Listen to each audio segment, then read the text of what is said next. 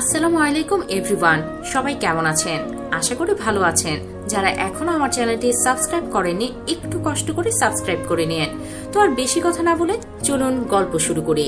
সিলেটের প্রকৃতি জুড়ে হঠাৎ হঠাৎ বৃষ্টি হয়, এই জন্যই হয়তো এই শহর দেখতে এত স্নিগ্ধ ও সতেজ মনে হয়। স্নিগ্ধময় রজনী জুড়ে মুষলধারে বৃষ্টি হলো, ঠান্ডা অশান্ত বাতাস বইল সেই রজনীতে। সকল উত্তপ্ততা কেটে প্রকৃতি হয়ে উঠল শীত। এমন হঠাৎ বৃষ্টির কারণেই প্রকৃতি সেজে উঠল মনোমুগ্ধকর দৃশ্যতে। প্রভাতের দিকে ঝিরিঝিরি বৃষ্টির মাঝে পাখির কলকাকলির সুমধুর আওয়াজ ভাসছে। অল্প স্বল্প কালো মেঘের ভেলা পশ্চিম দিগন্তে এসে ঠেকেছে। রুমময় জুড়ে শোচনীয়ভাবে ঘুমিয়ে আছে তিনজন মানবী। সে তিনজন আর কেউ নয়, দিয়া, কুয়াশা আর শিশির। দিয়া কাঁথামুড়ি দিয়ে ঘুমিয়ে আছে। কুয়াশার গায়ের কাঁথাটা এখন শিশিরের পিঠের নিচে। শিশিরের একটা পা কুয়াশার পেটের উপরে, একটা হাত দিয়ার ঢেকে রাখা মুখের উপর, তো আরেকটা হাত নিজের মাথার কাছে। এলোমেলো হয়ে ঘুমিয়ে আছে শিশির। এখন কেউ যদি শিশিরের ঘুমের এই অবস্থা দেখত, তাহলে নিশ্চিত দিয়ার বদলে ওকেই কুম্ভকর্ণ বলে আখ্যায়িত করত। মাঝে মাঝে তো ওর এই শোচনীয় অবস্থা নিয়ে দিয়া আর কুয়াশা হাসাহাসি করে ওকে লজ্জা দিতে, কিন্তু সেটা শিশির সবসময় নাকচ করে এড়িয়ে যায়। একদিন তো কুয়াশার সাথে ঘুমাতে গিয়ে শিশির ওকে ঘুমের মাঝে লাথি মেরে বিছানা থেকে ফেলে দিয়েছিল, জানিয়ে অনেক হাসাহাসি রোল পড়ে গিয়েছিল ওদের মধ্যে। কুয়াশার ঘুম ভেঙে গেল কিছুক্ষণের মধ্যেই। শিশিরের পাটা হাত দিয়ে সরিয়ে দিয়ে ওকে ঠেলে ঠুলে ডাকতে লাগলো, এই শিশির ওঠ, অনেক বেলা হয়ে গিয়েছে। শিশির নড়েচড়ে উল্টো দিকে ঘুরে ঘুম চড়ানো কণ্ঠে বলল, আর একটু ঘুমাতে দে না রে, দেখ তুই বাইরে মাত্র সন্ধ্যা হয়েছে, পুরো রাতটা এখনো বাকি আছে ঘুমানোর জন্য। শিশিরের কথায় কুয়াশা অবাক লোচনে জানালাতে বাইরে চাইল। সত্যি বাইরের আবহাওয়া এখন সন্ধ্যা নামার মতো। শিশিরের পিঠে একটা চাপড় মেরে ওকে ওঠানোর জন্য বলে উঠল, আরে এটা সন্ধ্যা না গাধি, এখন 10:30 বাজে, এতক্ষণে তো ভাইয়া চট্টগ্রামে পৌঁছেও গেছে। ব্যাস, কুয়াশার এতটুকু কথাতেই শিশির ধরফরিয়ে উঠে বসলো। শিশির তো একদম ভুলেই গিয়েছিল যে সৌহার্দ্য ভাই কি একটা কাজের জন্য আজকে চট্টগ্রামে যাবে। এখন শিশির কি করবে? ওই সুদর্শন পুরুষকে তো সারাদিনে দেখাই হবে না। শিশির হতাশ কণ্ঠে শুধালো, সৌহার্দ্য ভাই যাওয়ার আগে আমাকে একবার ডেকে তুললো না কেন তুই? সৌহার্দ্য ভাই যাওয়ার আগে আমাকে একবার ডেকে তুললি না কেন তুই? কুয়াশা মুখ বাঁকিয়ে মিটিমিটি হেসে বলল, ভাইয়া চট্টগ্রাম যাবে, তাতে তোকে কেন ডেকে তুলতে হবে? শিশির চোরা চোখে তাকালো কুয়াশার দিকে, দৃষ্টি এমন যেন পুলিশের সামনে চোর চুরি করতে গিয়ে ধরা পড়ে গিয়েছে। কুয়াশার দুই ভ্রু নাচিয়ে নাচিয়ে শিশিরের উত্তরের অপেক্ষায়। শিশির আমতা করে বলে উঠল, তেমন কিছু না, এমনিই বললাম আর কি। বলেই দিয়ার পানে চাইল। দুইজন আর কথোপকথনেও দিয়ার ঘুম ভাঙল না দেখে আশ্চর্য হলো ভীষণ। দুই আঙুল দিয়ে দিয়াকে ঠেলে কুয়াশার দিকে তাকিয়ে বলল, দেখতো এটা কি উপরে চলে কেন নাকি? শিশিরের কথায় কুয়াশা ফিক করে হেসে দিল। তারপর দুজনে মিলে দিয়ার দুহাতে জোরে চিমটি কাটলো। চিমটির ফলে দিয়া শোয়া থেকে লাফিয়ে উঠে বসে আহ বলে চিল্লিয়ে উঠল। ওর চিল্লানোতে শিশির আর কুয়াশা শব্দ করে হেসে দিল। ওদের হাসতে দেখে দিয়ার আর বুঝতে বাকি রইল না যে এই কাজ কাদের হতে পারে। দিয়া কপাল কুঁচকে বলে উঠল, তা শয়তানের নারীরা শুধু শুধু আমাকে চিমটি কাটলি কেন? এবেলায় শিশির হাসি থেমে সিরিয়াস মুখ করে বলল, তুই বেঁচে আছিস দিও? আমরা তো ভেবেছিলাম তুই ঘুমাতে ঘুমাতেই হয়তো উপরে চলে গিয়েছিস, তাই তো তোকে জাগানোর একটু ট্রাই করলাম। কি বলিস কুয়াশা? বলি কুয়াশার দিকে তাকালো। ওর তাকানোতে কুয়াশা ওপর নিচ মাথা ছাকালো, যেন তারা দুজনেই নিষ্পাপ। তারা কিছুই জানে না। ভাবখানা এমন যেন এই পৃথিবীতে শিশির আর ও ছাড়া কেউ নিষ্পাপ হতেই পারে না। দিয়া অল্প রাগে গলায় বলল, তবে রে দাঁড়া তোরা।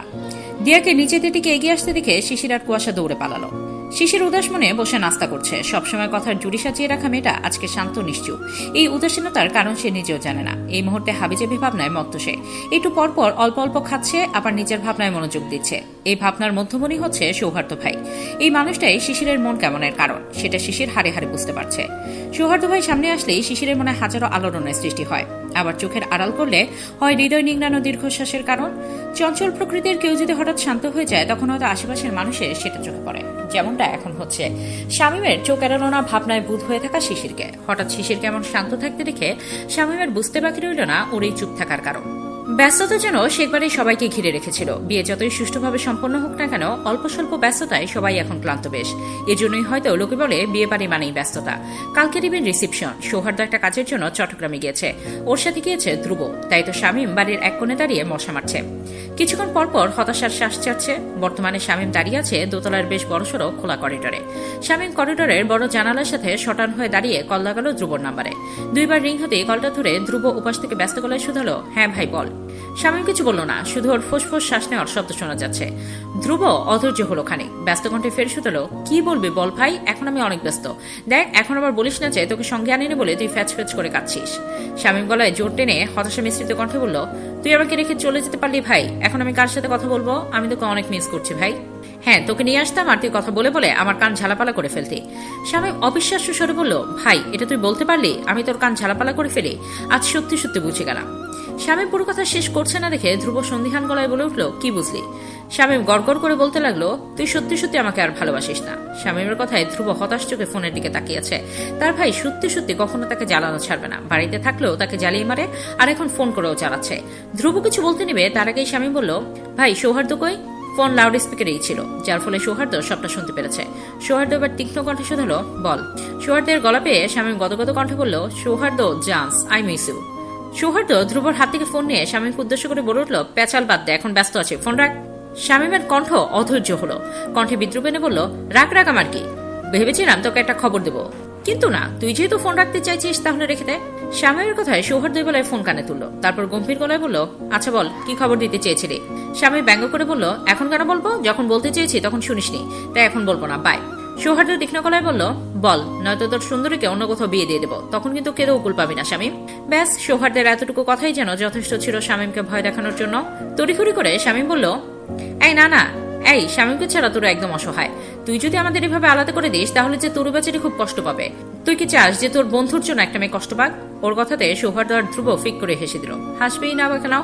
শামীম এমন ভাবে বলছে যেন সে তরুকে পটিয়ে ফেলেছে, কিন্তু না, যে মেয়ে কিনা শামীমকে দেখলে লাঠি নিয়ে তেড়ে আসে সেই মেয়ে কিনা এত তাড়াতাড়ি পড়বে? সৌহার্দ্য কণ্ঠে গাম্ভীর্য টেনে বলল, যেটা বলতে চেয়েছিলে সেটা বল। শামীম টিপ্পনি কেটে বলল, তাড়াতাড়ি ফিরে আসুন সৌহার্দ্য ভাই, আপনার জন্য কেউ একজন মরিয়া হয়ে অপেক্ষারত। বলেই শামীম খট করে ফোন কেটে দিল। শামীমের কথাতে সৌহার্দ্য মুচকি হাসলো, এর মানে তার মায়া পাখি তার জন্য অপেক্ষারত। এখন তো যত ব্যস্ততাই থাকুক না কেন, সৌহার্দ্য নিজের মায়া পাখির জন্য দ্রুত বাড়িতে ফিরবে, বেশি অপেক্ষা করাবে না। রান্নাঘরের এদিক সেদিক ছোটাছুটি করছে শিশির, একবার চিনির বয়াম খুঁজছে তো আরেকবার ডিম খুঁজে চলছে। বামগালের এক পাশে ময়দা লেপটে আছে শিশির, এখন চকলেট পুডিং বানানোতে ব্যস্ত সময় পার করছে। ওর সৌহার্দ্য ভাইয়ের চেয়ে চকলেট পুডিং ভীষণ পছন্দের। শিশিরের পুডিং বানানোর পুরোটাই মোহনা বেগমের কাছে শেখা।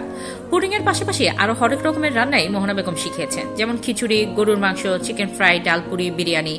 রান্নাঘরের বাইরে থেকে দিয়া, কুয়াশা, ভোর, সকাল আর শামীম ও কিছুকে দিয়ে শিশিরের কাণ্ড দেখে চলেছে। ওর কাজের মধ্যে শামীম এগিয়ে গিয়ে শুধালো, এর থেকে কি আমিও একটু ভাগ পাবো শিশির? তুমি বানাচ্ছ আর আমাকে ভাগ দিবে না, এটা তো হতেই পারে না, তাই না শিশির?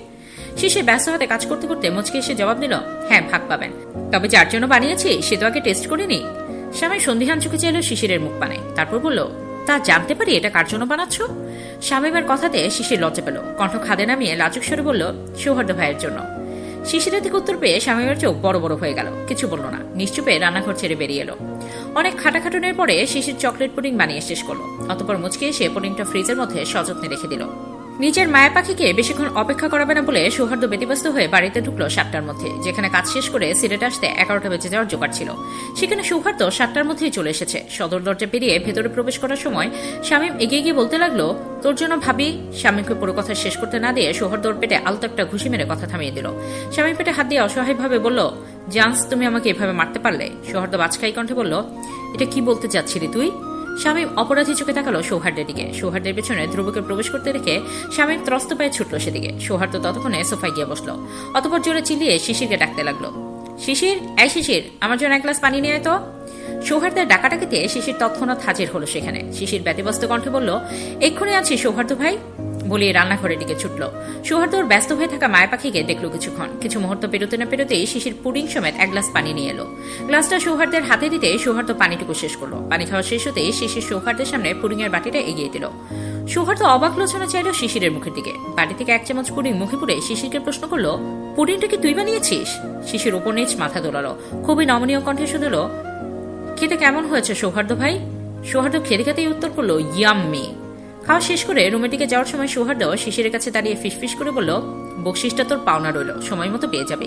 বলে গটগট পায়ে রুমের দিকে চলে গেল। শিশির অবাক লোচনে তাকিয়ে আছে সৌহার্দ্যের যাওয়ার পানে। বকশিস? কিসের বকশিস? তার মানে কি পুডিংটা এতটাই ভালো লেগেছে সৌহার্দ্য ভাইয়ের কাছে? সৌহার্দ্যকে চলে যেতে দেখে শামীম ধ্রুবটিকে আরেকটু চেপে বসে ফিসফিস করে বলল, এই দুজনের মাঝে কিছু একটা চলছে, বুঝলি ভাই? শামীমের কথাতে ধ্রুব মাথা নাড়িয়ে সম্মতি জানালো। টেবিলে বসে রাতের খাবার খাচ্ছে সবাই। পিনপিনে নীরবতা বিরাজমান। একটু পরপর ফিসফিসানোর আওয়াজ শোনা যাচ্ছে। সৌহার্দ্য খাওয়ার এক ফাঁকে আলগোছে শিশিরকে দেখে নিল। শিশির খাচ্ছে আর বারবার কুয়াশাকে ফিসফিস করে কি যেন বলছে। এতটাই আস্তে বলছে যে কি বলছে সেটা কুয়াশাও ঠিকভাবে শুনতে পাচ্ছে কিনা কে জানে। শিশির খাওয়ায় মনোযোগী হলো। হাত দিয়ে ভাতের লোকমা তুলে খাওয়ার সময় বাঁকা চোখে চাইলেও একবার সৌহার্দ্যের পানে। সাথে সাথেই চোখে চোখে হলো দুজনে। শিশির চোখ ফিরিয়ে নিল। কিছু একটা ভেবে নিচের দিকে তাকিয়ে মুচকি মুচকি হাসছে, যেটা সৌহার্দ্যের চোখ এড়ালো না। তার মায়া পাখির মনে যে কিছু একটা চলছে সেটা আন্দাজ করতে পারল। খাওয়া শেষে সৌহার্দ্য চলে যেতে যেতেই ফিরে চায় শিশিরের দিকে। শিশিরের গাল দুটো লালিত, নিচের দিকে তাকিয়ে এখনো মুচকে মুচকে হাসছে। লজ্জায় যেন চোখ তুলে চাইতে পারল না সৌহার্দ্যের পানে। পাখিদের সুমধুর কলকাকলির ধ্বনিতে মুখরিত হচ্ছে চারপাশ। রাত্রির অন্ধকারাচ্ছন্নতা কাটিয়ে দেখা মিলল মিঠা রোদে পরিপূর্ণ একটা সকালে। পাখিরা যেন হই হই রই রই করছে তার খুশিতে। জানালার পর্দার আড়াল দিয়ে একপালি রোদ্দুর এসে ছুঁয়ে দিল শিশিরের তুলতুলে মুখশ্রী। এই রোদ্দুরের ছোঁয়ায় কোনো তীব্র তেজ অনুভূত হল না। পুরো নিস্তব্ধময় নিশীথে শিশিরের ঘুম হল না ঠিকঠাক। রাতভর একই ভাবনারা ধরা দিল মন মস্তিষ্ক জুড়ে। ভাবনায় হাঁসফাঁস করতে করতে পুরো একটা রাজ্যে কখন কেটে গেল সেটাই বুঝতে পারল না। লজ্জার সাথে সাথে জড়তাও ঘিরে রেখেছে শিশিরকে। এই লজ্জা জড়তা কি শুধু শুধুই? একদম না। এর জন্য দায়ীকে? অবশ্যই সেটা সৌহার্দ্য ভাই। তার জন্যই তো শিশিরের মনটা এখন মির্জাফরের ন্যায় আচরণ করছে। শিশিরকে এখনো বুঝতে পারেনি যে সৌহার্দ্য ভাইয়ের জন্য তার মনে কি রয়েছে। আলপাত বুঝতে পেরেছে। মন বুঝলেও মস্তিষ্ক সেটা বুঝতে দিতে চাইছে না। বারংবার বিদ্রোহ করছে মনের বিরুদ্ধে। মন বলছে সে সৌহার্দ্য ভাইকে পছন্দ করে। না, শুধু পছন্দ করে বললে ভুল হবে। শিশির সৌহার্দ্যকে ভালোবাসে, কিন্তু তৎক্ষণাৎ মস্তিষ্ক তাতে বিদ্রোহ জানি বলছে না, এটা সত্যি না। মন আর মস্তিষ্কের বিদ্রোহের মাঝে দোটানায় ভুগছে শিশির। শেষমেশ মনের কাছে মস্তিষ্ক ভয়ঙ্করভাবে হেরে গেল। লজ্জার এসে ভর করল কপল মুখশ্রীতে। লালিত হল কপলদ্বয়। শিশির প্রফুল্ল মনে উচ্চ শব্দে বলে উঠল, আমি আপনাকে ভালোবেসে ফেলেছি সৌহার্দ্য ভাই। ভীষণভাবে আটকা পড়ে গেছে আপনার মায়ায়, যে মায়া আমি কখনো কাটাতে চাই না, কখনো না। বলেই লজ্জায় মুখ ঢাকলো। এখন সে সৌহার্দ্য ভাইয়ের সামনে কিভাবে যাবে? আগে তো সৌহার্দ্যের সামনে গেলে কেমন কেমন অনুভূতি হতো, কিন্তু এখন তো সৌহার্দ্য ভাইয়ের সামনে গেলে লজ্জায় কাঁপাকাঁপি শুরু হয়ে যাবে। হাঁটুও কাঁপবে মনে হয়। তখন কি হবে? শিশিরকে নিজেকে সামলাতে পারবে, নাকি কাঁপতে কাঁপতে বেহুশ হয়ে মাটিতে লুটিয়ে পড়বে মুহূর্তেই? এসব উল্টোপাল্টা ভাবনায় মত্ত শিশির নিচে গেল না আর ভয়ে। রুমের দরজা আটকে ঘাপটি মেরে পড়ে রইল বিছানায়। সকাল 10:30 বাজে। একটু পরে সবাই রিমের শ্বশুরবাড়ির উদ্দেশ্যে রওনা হবে। হবিগঞ্জ পৌঁছাতে প্রায় 2 থেকে 2.5 ঘন্টা সময় লাগবে। শিশির হালকা পার্পল কালারের গাউন পরেছে, গলায় ঝুলিয়েছে কালো রঙের ওড়না, হাঁটু অব্দি চুলগুলো খোলা। ডাকর ডাকর চোখে মোটা করে কাজল পরে নিল। ঠোঁটে মেরুন রঙা লিপস্টিক লাগাতে লাগাতে চোখ পড়ল সামনে গুছিয়ে রাখা হালকা পার্পল কালারের রেশমি চুড়ির দিকে। সঙ্গে সঙ্গে ঠোঁটে আলতো হাসি ফুটল। এই চুড়িগুলো ওকে সৌহার্দ্য ভাই দিয়েছে। এই তো কিছুক্ষণ আগে শিশির নিজের ব্যাগের মধ্যে 99 জোড়া চুড়ি পেল। বড্ড আশ্চর্য নয়নে ভাবল, কে দিল এই চুড়ি? তখনই চোখ পড়ল সাদা রঙের চিরকুটের দিকে। চিরকুটের ভাঁজ খুলতে চোখ পড়ল চেনা হাতের লেখায়, সৌহার্দ্য ভাইয়ের লেখা। এই চুড়িগুলোই তোর বকশিস মায়া পাখি। এখানে 99 জোড়া রেশমি চুড়ি আছে। জানতে চাইবে না 99 জোড়া কেন দিলাম, কারণ বাকি 1 জোড়া কোনো একদিন তোকে নিজের হাতে পরিয়ে দেব আমি। তখন থেকেই লজ্জায় গুটিয়ে আছে মেয়েটা। সৌহার্দ্য ভাই ওকে চুড়ি কিনে দিয়েছে, ভাবতেই শরীর জুড়ে শিহরণ বয়ে যাচ্ছে। তাহলে কি সৌহার্দ্য ভাইও তাকে ভালোবাসে? কিছুদিন ধরে সৌহার্দ্য ভাইয়ের কার্যকলাপে এমনই তো মনে হচ্ছে। গাড়িতে বসে সবাই অপেক্ষা করছে শিশিরের আসার। অবশ্য সবাই বলতে শুধু ছোটরা, বড়রা সবাই আগেই হবিগঞ্জের জন্য রওনা দিয়েছে। ড্রাইভিং সিটে বসে আছে সৌহার্দ্য।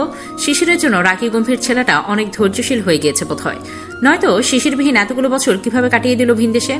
আর এখন যে এত ধৈর্য নিয়ে অপেক্ষা করছে তার মায়া পাখির, কে বলবে যে এই সুদর্শন পুরুষ এতটা পাগল তার মায়া পাখির জন্য? সেটাই ভাবছে স্বামী। সৌহার্দ্যের পাশের সিটটা ফাঁকা, হয়তো তার মায়া পাখির জন্য বরাদ্দকৃত সিটটা।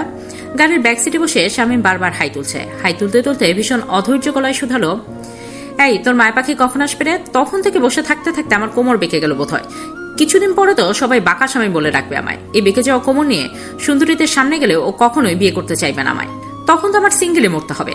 একশেষে গড়গড় করে পুরো কথাটা বলে থামলো স্বামী। স্বামীর কথা থামাতে সৌহার্দ্য ব্যঙ্গাত্মক স্বরে বলল, ওই বাড়িতে যাওয়ার দরকার নেই তোর, গাড়ি থেকে বেরিয়ে যা, বাঁকা কোমর সোজা হয়ে যাবে। সৌহার্দ্যের কথাতে গাড়িতে বসে থাকা কুয়াশা ধ্রুব ভোর দিয়া ফিক করে হেসে দিল। স্বামী অবিশ্বাস্য গলায় বলল, এটা কি বলছিস তুই? আমি না গেলে তো তোদের দেখতে একদম খালি খালি রাখবে। খেতে বসেও মনে উঠবে আমার কথা। তখন তোরা কষ্টে দুঃখে ঠিকভাবে খেতেও পারবি না। বন্ধু হয়ে বন্ধুর কষ্ট কিভাবে সহ্য করি বল? শামীমের কথায় ফোরন কেটে ধ্রুব বলল, থাক ভাই, তোর আর কিছু বলার দরকার নেই, কারণ আমরা সবাই জানি তুই কেন যেতে চাইছিস। নিজের পেট পুজো সারতে, তাই না? নিজের পেট পুজো সারতে, তাই না? বলে অট্টহাসিতে মেতে উঠল ধ্রুব। ওর কথায় শামীম কটমট দৃষ্টিতে ওর দিকে চাইল।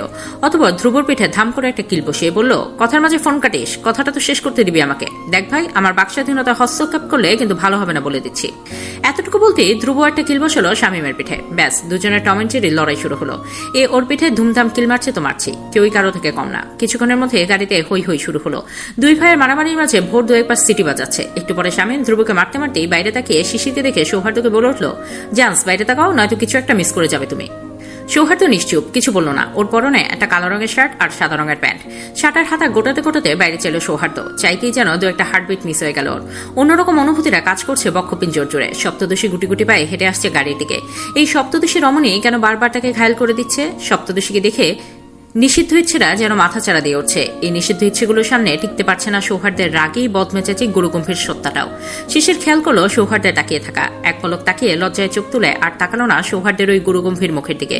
গাড়ির কাছাকাছি আসতেই শিশিরের পা দুটো অসাড় হয়ে এলো। শিশিরের সকালের ভাবনাই সত্যি হলো যেন, পা দুটো সমান হারে কাঁপাকাঁপি করছে, জোরালো হলো হৃদস্পন্দন। গাড়ির কাছে আসতেই সৌহার্দ্য গাড়ির দরজা খুলে দিল। শিশির চুপ তুলে না তাকে আমতা আমতা করে শুধালো, আমি পেছনে বসে সৌহার্দ্য ভাই। সৌহার্দ্য তৎক্ষণাৎ গম্ভীর গলায় বলল, না, তুই এখানেই বসবি। শিশির কিছু বলতে নেবে তার আগে স্বামী বলল, হ্যাঁ শিশির, তুমি ওখানেই বসো, তোমার জন্য ওই সিটটা অধীর আগ্রহে অপেক্ষা করছিল। বলে সৌহার্দ্যের দিকে তাকিয়ে একটা চোখ টিপ মারল। সৌহার্দ্য কিছু বলল না, নিশ্চুপ থাকলো। শিশির ততক্ষণে গাড়িতে উঠে বসলো। শিশির গাড়িতে উঠতে সৌহার্দ্য গাড়ি স্টার্ট দিল। পেছন থেকে কুয়াশা শিশিরকে উদ্দেশ্য করে বলে উঠল, রেডি হয়ে নিচে আসতে এত দেরি করলি যে? সচরাচর তো তোর রেডি হতে এত সময় লাগে না। শিশির মিহি কণ্ঠে বলল, এমনিতেই আজকে রেডি হতে একটু বেশি সময় লেগে গেল। গাড়িতে পিন পিন নীরবতা বিরাজমান, কেউ কোনো কথা বলছে না। বাইরে শুধু অসংখ্য গাড়ি ছুটে চলার আওয়াজ হচ্ছে। সেই ছুটে চলা গাড়িগুলোর দিকে তাকিয়ে আছে শিশির। একটু পরপর পাশে বসে থাকা সুদর্শন পুরুষের দিকে আর চোখে দেখছে। না চাইতেও নির্লজ্জ চোখ জোড়া আপনা আপনি সৌহার্দ্যকে দেখছে। পাকাপাকাপি তো এখনো থামছেই না, সমান তালে কাঁপছে শুধু। শিশির মনে মনে বিড়বিড় করে বলল, এত কাঁপিস না শিশির, নয়তো সৌহার্দ্য ভাই সব বুঝতে পেরে যাবে, তখন তোকে অপমান করতেও ভুলবে না এই রাক্ষসটা। পাশ ফিরে শিশিরের বিড়বিড়ানো সূক্ষ্ম চোখে পরক করলো সৌহার্দ্য, অতঃপর ড্রাইভিং এ মনোযোগ দিল। শামীম হাই তুলতে তুলতে বলল, উফ, চুপ করে বসে থাকতে ভালো লাগে না, কেউ একটু কথা বল আমার সাথে। ধ্রুব বলে উঠল, একটু সময় চুপ করে থাকতে পারিস না তুই? শামীম সঙ্গে সঙ্গে মাথা নাড়িয়ে বলল, না পারি না, শামীমের অত ধৈর্য নেই বুঝলি। তো নাচ, তুই নাচ, আমি বরং ভিডিও করি, পরে এটা নিউজ ফিডে আপলোড করলে দেখবি তুই কেমন সেলিব্রিটি হয়ে যাবি। পরে তোকে সবাই এক নামেই চিনবে, ডাক্তার ধ্রুব মিয়া। বলেই কিটকিট করে হাসলো। শামীমের কথায় মুখ বাঁকালো ধ্রুব, আমারও তো সেলিব্রিটি হওয়ার শখ নেই, তুই নেচে সেলিব্রিটি হ যা। আমি এমনিতেই সেলিব্রিটি, তাই আমার আর নাচা লাগবে না বুঝলি। হ্যাঁ, মেয়েদের হাতে পিটুনি খেয়ে সেলিব্রিটি হয়েছিস তাই না? ব্যাস, শামীমের মুখটা চুপসে গেল। ভোর দিয়া কুয়াশা শিশির ফিক করে হেসে দিল। শামীম ভাবছে এখানে তার মুখ খোলাই উচিত হয়নি। এত নিশে তার ভাইয়ের ইজ্জত নিয়ে টানাটানি করতো, আর এখন তার ভাই সুযোগ পেয়ে তার ইজ্জত নিয়ে টানাটানি করছে। না, আর বেশি কিছু বলতে দেওয়া যাবে না, তাহলে ইজ্জতের ফালুদা হয়ে যেতে পারে। তার থেকে চুপ থাকাই শ্রেয়। গাড়ি এসে থামলো একটা বিশাল বড় বাড়ির সামনে। গাড়ি থামতেই সবাই একে একে নেমে বাড়ির ভেতরে চলে গেল। সৌহার্দ্য শিশিরকে যেতে দিল না। শিশিরের নরম তুলতুলে হাত সৌহার্দ্যের শক্ত হাতের বাঁধনে বন্দী। শিশির ভীত হরিণের ন্যায় হাঁসফাঁস করলো খালি। নরম গলায় বলল, সৌহার্দ্য ভাই হাত ছাড়ুন, আমি ভেতরে যাব।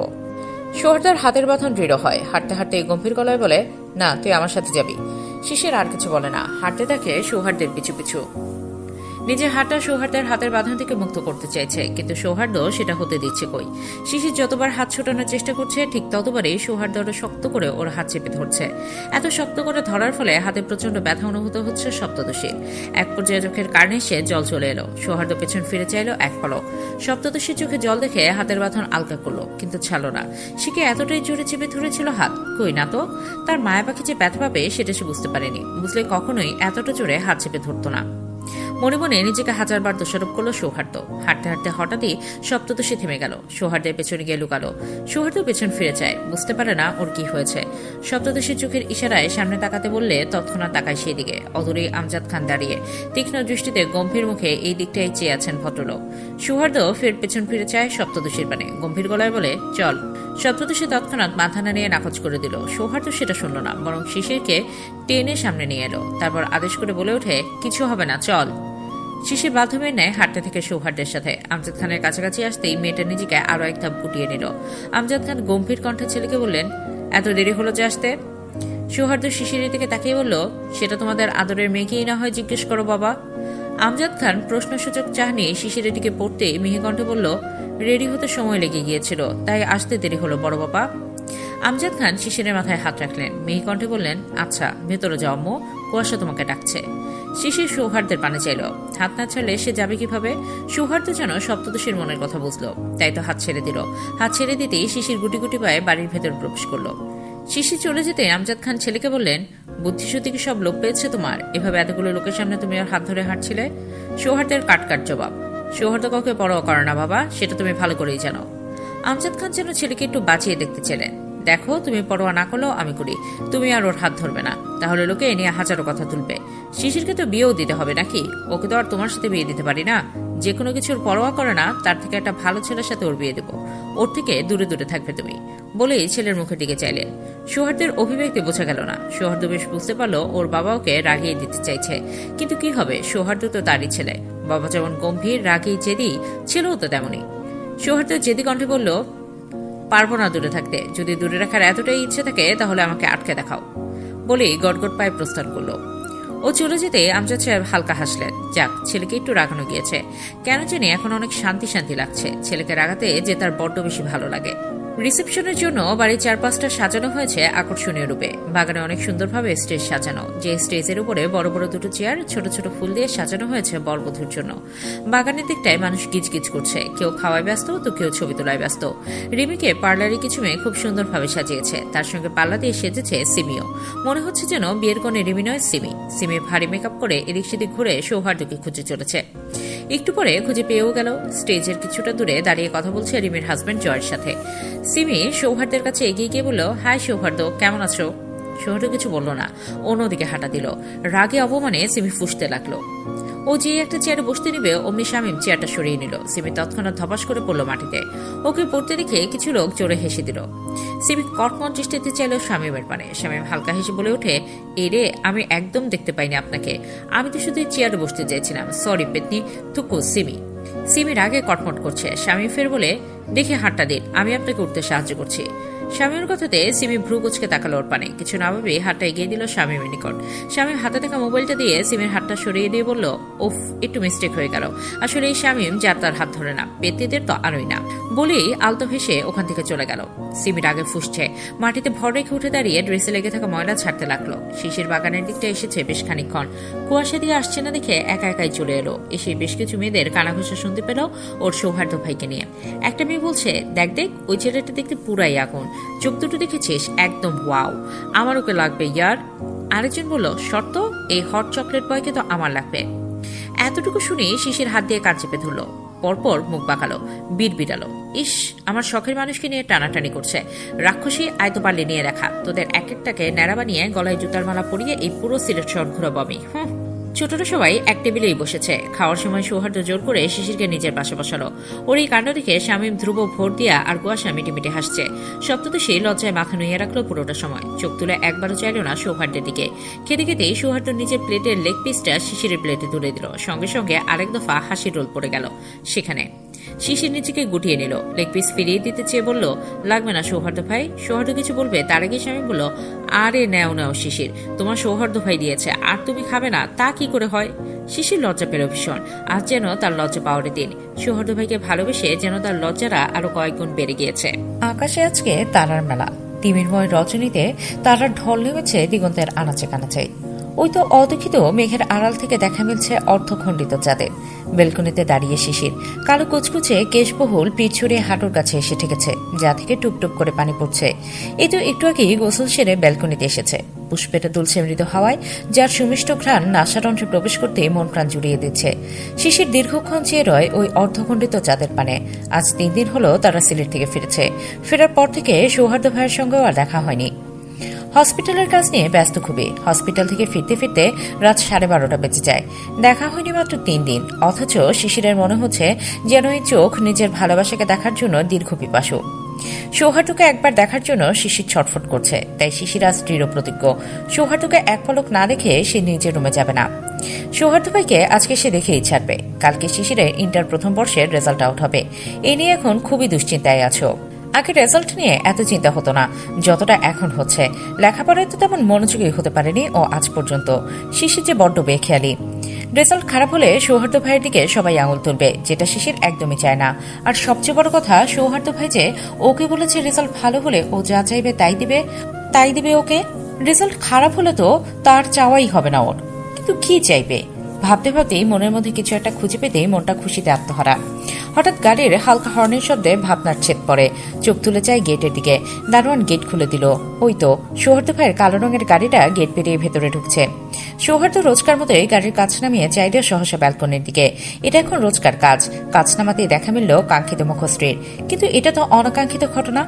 শিশিরের তো বেলকনিতে থাকার কথা না, এটা ভেবেই সৌহার্দের হৃদয়ের মাঝে কিঞ্চিত ভাঁজ পড়ল। সৌহার্দ আর কিছু ভাবল না, গাড়ি পার্ক করতে গেল। শিশির সিঁড়ি দিয়ে দৌড়ে নিচে নামে। সৌহার্দ কলিং বেল বাজানোর আগে দরজা খুলে দাঁড়ায়। মোহনা বেগম এতক্ষণ ড্রয়িং রুমেই বসেছিলেন ছেলের ফেরার অপেক্ষায়। শিশিরকে দৌড়ে যেতে দেখে তাকালেন দেয়ালে টানানো ঘড়িটার দিকে। 12:45। শিশির এখনো জেগে আছে দেখে ভদ্রমহিলা অবাক হলেন ভীষণ। কিছু বললেন না। সৌহার্দের জন্য খাবার বাড়তে চলে গেলেন রান্নাঘরে। শিশির চেয়ে আছে সৌহার্দের গম্ভীর মুখের দিকে। মনে হচ্ছে কত শত বৎসর দেখেন এই মানুষটাকে। সৌহার্দ ততক্ষণে তীক্ষ্ণ দৃষ্টিতে চেয়ে শুধালো, ঘুমাসনি কেন এখনো? এত রাত জেগে কি বাড়ি পাহারা দিচ্ছিস তুই? কতদিন পরে এই গোমরামুখর গলার স্বর শুনতে পাচ্ছে শিশির। মনে হচ্ছে রাত জেগে বসে রেখে ভালোই হয়েছে। ফলস্বরূপ সৌহার্দের ওই সুমিষ্ট কণ্ঠস্বর তো শুনতে পেরেছে। এবেলায় সৌহার্দের তীক্ষ্ণ দৃষ্টির সামনে নিজেকে প্রস্তুত করে নিল। মিনমিন করে বলল, পাহারা দিচ্ছে না তো, আপনার জন্য অপেক্ষা করছিলাম। সৌহার্দ অবাক হয়, চোখ মুখে বিস্ময়, কিন্তু শিশিরকে সেটা বুঝতে দিল না। কণ্ঠ খাদে নামিয়ে বলে, কেন? এখন শিশির কি বলবে? ওটা তো বিয়ে খেয়ালিতে বলে দিয়েছে। আমতা আমতা করলো খানিক, জিব্বা দিয়ে ওষ্ঠ ভিজিয়ে নিয়ে বলল, বলবো না। সৌহার্দ এক ভ্রু নাচিয়ে বলে, কেন বলবি না? শিশিরের সোজাসাপটা জবাব, আপনাকে কেন বলবো? সৌহার্দের গম্ভীর মুখে দুষ্টুমির ছাপে স্পষ্ট। দরজা লক করতে করতে বলে, আমার জন্য অপেক্ষা করছিলিস আর আমাকে বলবি না, এটা তো হতে পারে না। বলেই একটু ঝুঁকে হাত বাড়িয়ে ধরতে নেয় শিশিরকে। শিশির পিছুপা হয়, দৃষ্টি নিচের দিকে দিয়ে বলে, না, আপনাকেও বলা যাবে না। বলে এক ছুটে ওখান থেকে পালিয়ে যায়। সৌহার্দ এক দৃষ্টিতে তাকিয়ে রয় শিশিরের যাওয়ার পানে। ঠোঁটে তার মুচকি হাসি। হেমন্তের সকালটা সুমধুর, অল্প অল্প ঠান্ডা ঠান্ডা। হেমন্তের শেষেই তো শীতের দেখা মিলবে। অতিথি পাখিদের সমাহার মিলবে তখন। উত্তপ্ততা হারিয়ে প্রকৃতি হয়ে উঠবে রুক্ষ শীতল। হেমন্তের এই অল্প অল্প ঠান্ডা আবহাওয়ায় 3জন যুবক একসাথে বসে কফি খাচ্ছে আর টুকটাক আলোচনা করছে। সৌহার্দের ক্যাবিনের পেছন দিকটায় একটা নারকেল গাছ, সে ডালে বসে আছে দুটো দোয়েল। নিজেদের কলকাকলিতে মত্ত তারা। জানালা দিয়ে দেখতে গেলে তার একটু দূরেই সূর্য নিজের দীপ্তি ছড়াচ্ছে। সূর্যের দীপ্তি এসে আছড়ে পড়ছে মেঝেতে। সৌহার্দ কফি খাচ্ছে আর খবরের কাগজ দেখছে। একটু পরে খবরের কাগজটা রেখে আর চোখে যায় শামীমের পানে। শামীম অলস ভঙ্গিতে বসে কফি খাচ্ছে, মুখটা অন্ধকার করে রেখেছে। মনে হচ্ছে যেন 3-4টা ছ্যাঁকা খেয়ে এখন ওর বেহাল দশা। সৌহার্দের দেখা দেখি ধ্রুব পাশ ফিরে থাকায় শামীমের দিকে তাকিয়ে মুখ চেপে হাসতে লাগে। শামীম ওর দিকে কটমট দৃষ্টিতে চেয়ে ওর হাত বরাবর একটা চিমটি দেয়। ব্যাস, দুজনের মারামারি আবার শুরু। এ পর্যায়ে সৌহার্দ ওদেরকে চুপ করতে বলে, থামবি তোরা? বাচ্চাদের মতো করছিস। বিয়ে দিলে বাচ্চাদের বাপ হয়ে যাবি আর এখনো বাচ্চামো করিস। স্বামী মুখ খুলল এ পর্যায়ে, বিড়বিড়ালো খানিক। হ্যাঁ, সেটাই তো হতে দিচ্ছিস না। এই তোর জন্য আমার বিয়েটা এখন আটকে আছে, বাচ্চা তো দূরের বিষয়। সৌহার্দ শুনল শামীমের বিড়বিড়ানো। সোজাসাপটা বলে, এর জন্যই আজকে তোরদের বাড়ি যাব, তোর সাথে ওর বিয়ে পাকা করতে। শামীম যেন হাতে চাঁদ পেল। একটু আগের শুকনো মুখটা এখন চকচক করছে। তড়িঘড়ি করে শুধায়, সত্যি সত্যি তোর আগে আমার বিয়ে? সৌহার্দ কিছুই বলছে না দেখে শামীম এগিয়ে যায় ওর দিকে। সৌহার্দের এক হাত ঝুলাতে ঝুলাতে বলে, জান্স বলো না প্লিজ। সৌহার্দ বলে ওঠে, যেভাবে লাফাচ্ছিলিস, আগে তোর বিয়ে তো পাকা করি, তারপর না হয় নিজের বিয়ে নিয়ে ভাবো। শামীমের যেন মনে হলো বিয়ের কথা শুনে সে হাওয়ায় ভাসছে। খুশিতে আত্মহারা হয়ে জড়িয়ে ধরল সৌহার্দকে। অতপর হেসে হেসে বলল, ও জান্স, thank you, I love you so much জান্স। তোমার মতো করে আমাকে কেউ ভালোবাসে না। শামীমের কথায় ধ্রুব বাঁকা চোখে চাইল ওর পানে। মুখ বাঁকিয়ে বলল, মানে আমি ভালোবাসি না? তাহলে তুই সৌহার্দকে নিয়ে থাক, আমি গেলাম। স্বামী সৌহার্দকে জড়িয়ে ধরে দূর থেকেই বলল, আরে আরে না না, যাস না ভাই, নে তোকে উম্মাহ উম্মাহ, এখন যাস না আমার লক্ষ্মী ভাই। ধ্রুব নিজের গাল ঘষতে ঘষতে বলল, শর্ত লুচু ছেলে, সুদর্শন যুবক দেখলেই তোর চুমু খেতে মন চায়, তাই না? শামীম এবার ধ্রুবকে জ্বালাতে বলল, হ্যাঁ হ্যাঁ, সুদর্শন যুবক দেখলে না, শুধু তোকে দেখলে আমার চুমু খেতে ইচ্ছে করে। বলি ধ্রুবর দিকে এগিয়ে গেল। শামীমের হাত থেকে বাঁচতে ধ্রুব চেয়ার ছেড়ে উঠে দাঁড়িয়ে পিছুপা হতে হতে একসময় দরজার বাড়ি খেল। তবুও দাঁড়ালো না। ধ্রুব তড়িৎ গতিতে ছুটে পালালো সেখান থেকে। ওর পেছন পেছন শামীমও ছুট লাগালো। রেজাল্ট আউট হয়েছে কিছুক্ষণ আগে, তবুও চিন্তায় শিশির এখনো কিছু না খেয়ে বসে আছে। ওর মনে হচ্ছে এই রেজাল্টে সৌহার্দ ভাই ওর ইচ্ছা কিছুতেই পূরণ করবে না। মোহনা বেগম, সোনালী বেগম চিন্তায় আছেন শিশিরের অহেতুক চিন্তা নিয়ে। সোনালী বেগম মেয়েকে রেজাল্ট নিয়ে কিছুই বলেনি, আর বলবে বা কেন? 50% নাম্বার পায় সে, আজকে প্রতি সাবজেক্টে 70% নাম্বার পেয়েছে। তিথি বেগম বাড়িতে নেই, সকালকে নিয়ে বেরিয়েছেন একটু। বর্তমানে সোফায় হাঁটু গেড়ে বসে তাতে মাথা টিকে বসে আছে শিশির। তার একটু পাশেই মিল্কি আর ইউভি ছোটাছুটি করছে দিক বিদিক। শিশির ভাবছে সৌহার্দকে কি করে নিজের রেজাল্টের কথা জানাবে। এই রেজাল্ট জানলে সৌহার্দ ভাইকে ওর থেকে মুখ ফিরিয়ে নেবে। ইচ্ছে পূরণ করা তো দূরে থাক, কথা বলবে তো ওর সাথে। কিন্তু শিশির তো আর এটা জানে না যে ওর সৌহার্দ ভাই আগে নিজের মায় পাখির রেজাল্ট জেনে নিয়েছে। না, সেটা মা কাকিমাদের কাছ থেকে নয়, শিশিরের কলেজের প্রিন্সিপাল স্যারের কাছ থেকেই জেনেছে। রেজাল্ট নিয়ে তো শিশিরের থেকে সৌহার্দের মুখ থেকে মায়া পাখি ডাকটা বারবার হাজারবার শুনলেও শিশিরের কখনোই বিতৃষ্ণা জন্মাবে না, বরং এই ডাকটা শোনার জন্য বারংবার ব্যাকুল হয়ে থাকবে। শিশিরের মাঝে মাঝে ইচ্ছে হয় সারাদিন সৌহার্দকে নিজের সামনে বসিয়ে রেখে ওর মুখ থেকে শুধু মায়া পাখি ডাকটা শুনতে। অক্ষি পল্লবদয় তিরতির করে কাঁপছে। কিছুক্ষণের মধ্যেই শিশিরের মনে হতে লাগলো সৌহার্দ ভাইয়ের সামনে দাঁড়িয়ে থাকতে পারছে না সে, শরীরটা অনবরত কাঁপছে শুধু। ওখান থেকে চলে যাওয়ার জন্য উদ্যত হতেই পেছন থেকে হাতটা ধরে ফেলল সৌহার্দ। তবুও পেছন ফিরে তাকালো না শিশির পেছনে ফিরছে না দেখে সৌহার্দ ওকে নিজের দিকে ঘুরিয়ে নিল। তার তো ইচ্ছে করছে এই রমণীকে সারাদিন এভাবে নিজের চোখের সামনে রাখতে। শিশিরকে কিছুতেই চোখের আড়াল হতে দিতে চায় না এই অবাধ্য মনটা, কিন্তু সামনে থাকা রমণী সেটা বুঝল কই? যদি বুঝতই তাহলে কি বারংবার চোখের আড়াল হতে চাইতো? সৌহার্দ ভাই হাত ধরে আছেন ভেবেই শিশির লজ্জায় নিজেকে আরো গুটিয়ে নিল। নাকের ডগায় ঘাম চিকচিক করছে, আড়ষ্ট হয়ে থুতুনি গলায় এসে ঠেকেছে। সপ্তদশী রক্তিম আভায় রঞ্জিত হওয়া কপলদ্বয়ের পানে গভীর দৃষ্টিতে তাকিয়ে আছে সৌহার্দ।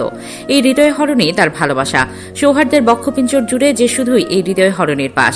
শিশিরকে শক্ত হয়ে দাঁড়িয়ে থাকতে দেখে সৌহার্দ গলা খাকারি দিয়ে উদার কণ্ঠে বলল, এখানে অনেক ছেলেরা আছে, ওদের থেকে দূরে দূরে থাকবি, তোকে যেন কোনো ছেলের আশেপাশেও না দেখি, মনে থাকবে?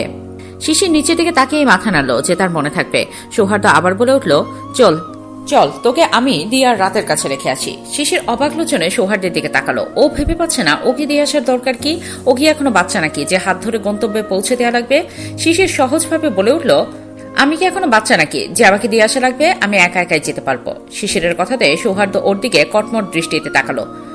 মনে হচ্ছে এখন শিশিরকে চিবিয়ে চিবিয়ে খেয়ে নেবে। সৌহার্দের এমন তাকানো দেখে শিশির ছোট্ট একটা ঢোক গেল। এরপর আমতা আমতা করে মিহি কণ্ঠে বলল, হে আমি তো মজা করছিলাম, আমি তো বাচ্চাই, এক কদমও ঠিকভাবে হাঁটতে পারি না। আপনি আমাকে নিয়ে চলুন, আপনার প্রবলেম না হলে কোলে করেও আমাকে নিয়ে যেতে পারেন। সৌহার্দ শিশিরের দিকে তীক্ষ্ণ চোখে চেয়ে বিড়বিড় করল, সময় হলে সেটাও নিব, তুই রাজি থাকিস বা না থাকিস, দরকার পড়লে জোর করে নেব। সৌহার্দকে বিড়বিড় করতে দেখে শিশির সন্দেহের চোখে চেয়ে বলে উঠল, কিছুকে বলছেন সৌহার্দ ভাই? গম্ভীর কণ্ঠে উত্তর দিল সৌহার্দ, না। বলেই শিশিরের হাত ধরে প্যান্ডেলের উল্টো দিকে হাঁটা ধরল সৌহার্দ। সৌহার্দের কাছ থেকে এমন উত্তর পেয়ে মুখ বাঁকালো শিশির। উত্তরটা যে ওর পছন্দ হয়নি তা বেশ ভালোই বোঝা যাচ্ছে, কেননা সৌহার্দের ঠোঁট নাড়ানো স্পষ্ট দেখেছ। তাহলে সৌহার্দ ভাই কেন ওকে মিথ্যে বলল সেটাই বুঝে আসছে না শিশিরের।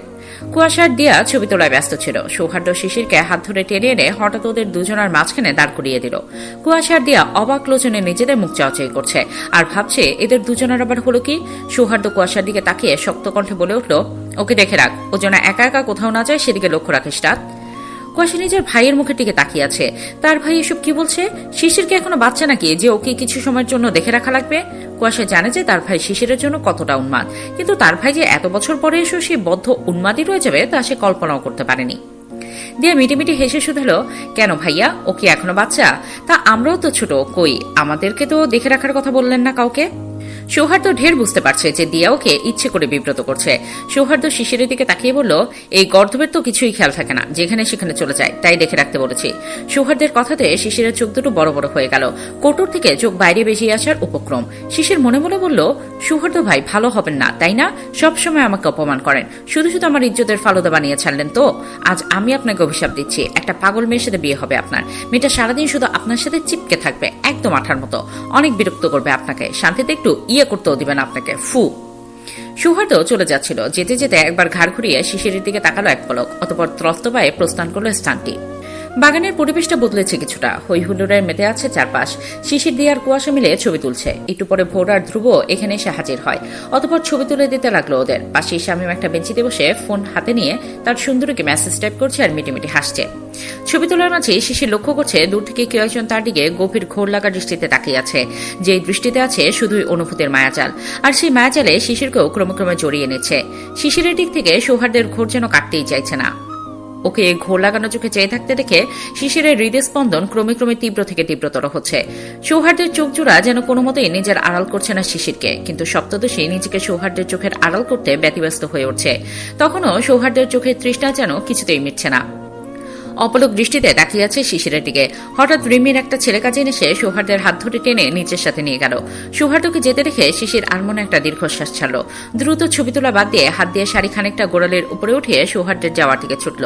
কিছু সময়ের মধ্যে সৌহার্দ শিশিরের চোখের আড়াল হয়ে গেল। শিশির একটা হতাশার শ্বাস ছেড়ে উল্টো ঘুরে চলে যাচ্ছিল প্যান্ডেলের দিকে। একটা ইটের টুকরোয় হোঁচট খেয়ে পড়তে পড়তে অক্ষিপল্লব বন্ধ করে নিল, আর তখনই কেউ নিজের শক্তপোক্ত হাতের বাঁধনে আগলে নিল ওকে। অক্ষিপল্লব বন্ধ রেখেই শিশির বুঝতে পারল মানুষটাকে। তার শরীরের মিশে থাকা তীব্র স্যান্ডেলউডের গন্ধে শিশিরের নিঃশ্বাস ভারী হয়ে আসছে। কেমন একটা ঘোরের মধ্যে চলে যাচ্ছে ও। শিশির এক প্রকার জোর করে সেই মোহনীয় ঘোর থেকে বেরিয়ে এসে আখিচোরা খুলে সামনে তাকিয়ে থাকা ব্যক্তিকে দেখল। তখনই সামনে থেকে সৌহার্দ্য বাজখাই কণ্ঠে বলে উঠল, ঠিকভাবে হাঁটতে পারিস না তুই? আরেকটু হলেই তো ব্যথা পেটে। আর এভাবে পাগলের মতো ছুটছিলি কেন? তোকে আমি রাত আর দিয়ার কাছে রেখে এসেছিলাম, তাহলে এদিকটা এলি কেন? এই মুহূর্তে সৌহার্দ্যের কোনো কথাই শিশিরের কানে এলো না। ওর আঁখি জোড়াতেও সৌহার্দ্যের অক্ষিগোলকের মধ্যে থাকা ধূসর বর্ণের মনিতে আটকে আছে। এই চোখে যখনই তাকায় তখনই শিশিরের মনে হয় যে এই চোখ শিশিরকে কিছু বলতে চায়, যে চোখের ভাষা শিশিরের অজানা। শিশিরের এইসব ভাবনার মাঝে সৌহার্দ্য ওকে সোজা করে দাঁড় করিয়ে রাগী গলায় বলল, আমার কথা কি কানে যাচ্ছে না তোর? এখানে কেন এসেছিলি বল?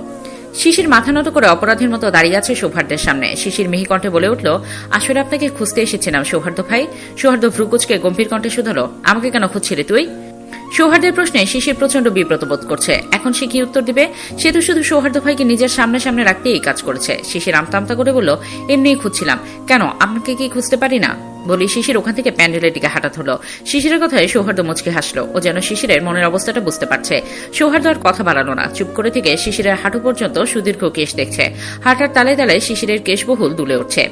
একটু আগে রিমিকে নিয়ে বরযাত্রীর লোকেরা শেখবাড়ির সীমানা ছাড়িয়ে হবিগঞ্জের উদ্দেশ্যে রওনা দিয়েছে। কর্তৃপক্ষ থেকে রিমির সাথে সিমি আর রিমির কিছু কাজিনও গিয়েছে। ওদের সাথে শিশিরও যেতে চেয়েছিল, কিন্তু তখনই বাদশাতে সৌহার্দ্য। শিশিরকে এক প্রকার হুমকি ধামকি দিয়ে একটা বেঞ্চিতে বসিয়ে রেখেছে সৌহার্দ্য। তখন থেকে সপ্তদশীর হৃদয় ভার। বারংবার চোখ দুটো নোনা জলে ভরে উঠছে, এই জন্য ফুপিয়ে ফুপিয়ে কেঁদে দেবে। পিটপিট করা নাকটা লাল। সৌহার্দ্য ভাই তাকে ধমক দিয়েছে।